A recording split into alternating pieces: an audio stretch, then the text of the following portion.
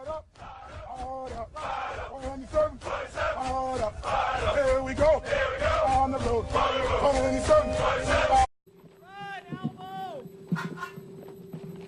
Getting up. Clear. Are you tired, elbow?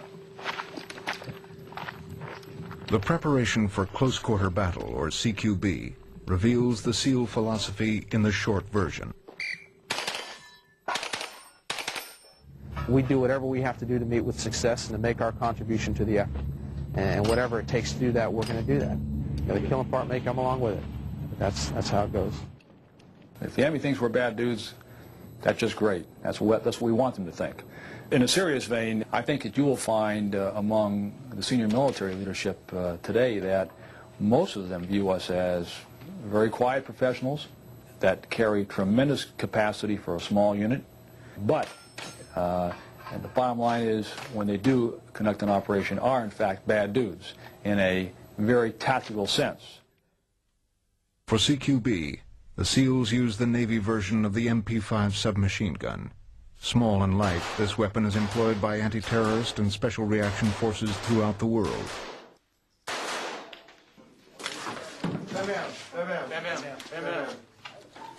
Clear left. Clear right. All clear. Okay, stop what you got. Look where you're at, Mark. In the world of the terrorist, there are no rules. Anyone, everywhere is a target. In the world of counterterrorism, however, the rules never change. Fast is slow, slow is quick. Front sight focus, trigger squeeze, discipline and control. Okay, let's go ahead and do it again.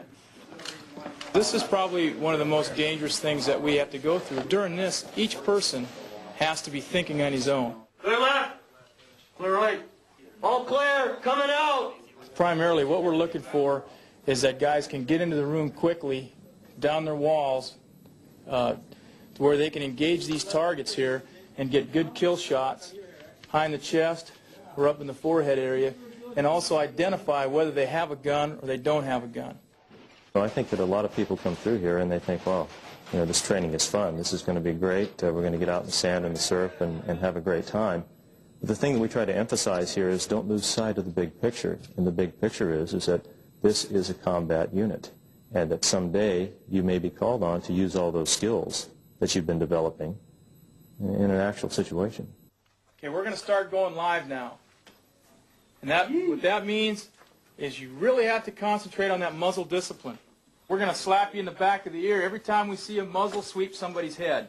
I want to see slow movement. We're going live fire for the first time. Slow. Walk slow.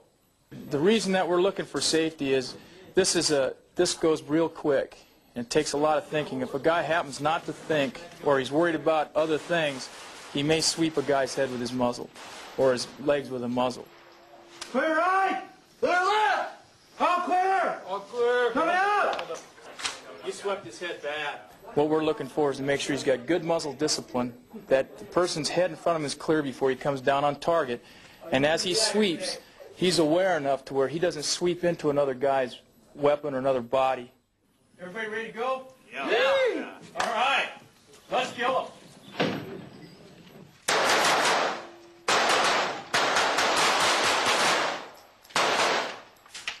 Clear right. Clear left. All clear. 4 men coming out. Coming out. This is a real thinking man's game because there's so many things to think about. Think about muzzle control, target discrimination, front sight focus. You want certain things to be involuntary. One thing you don't want involuntary is pulling that trigger. Pulling the trigger, it has to be something that is sure. You have to know when you pull that trigger, because if you involuntarily pull the trigger without actually thinking, you end up shooting the wrong person. You're in a room that's no bigger than, 10 foot by 10 foot in most cases, and you got